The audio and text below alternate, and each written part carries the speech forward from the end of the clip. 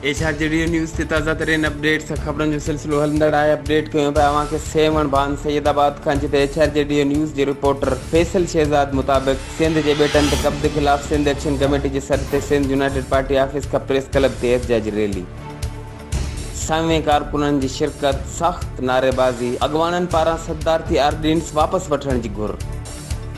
तफ़सील मूजिब सिंध जे बेटनि ते कब्ज़े ऐं वालार ख़िलाफ़ सिंध एक्शन कमेटी पारां SUP ऑफिस खां रैली कढे प्रेस क्लब ते एहतजाजी मार्च कयो वियो। एहतजाज में मुख़्तलिफ़ सियासी, समाजी, मज़हबी ऐं क़ौम परस्त तंज़ीमनि जे सवे कारकुननि शिरकत करे शदीद नारेबाज़ी कई।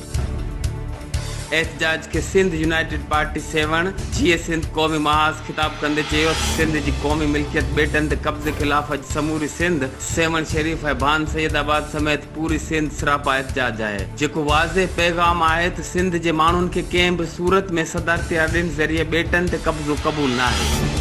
हिननि वधीक चयो त पाकिस्तान पीपल्स पार्टी जी सरकार मुफ़ाहमत ऐं मुनाफ़क़त जे किरदार खे ख़त्म करे फौरी तौर सिंध असेंबली जो इजलास सॾाए सदारती ऑर्डिनेंस जे ख़िलाफ़ करारदाद पास कराए।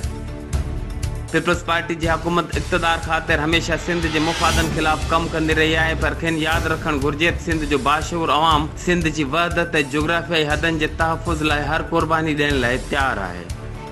HRJDO न्यूज़ ते हिन वक़्त ताईं बस एतिरो ई। वधीक ख़बरनि ऐं अपडेट्स लाइ ॾिसंदा रहो HRJDO न्यूज़।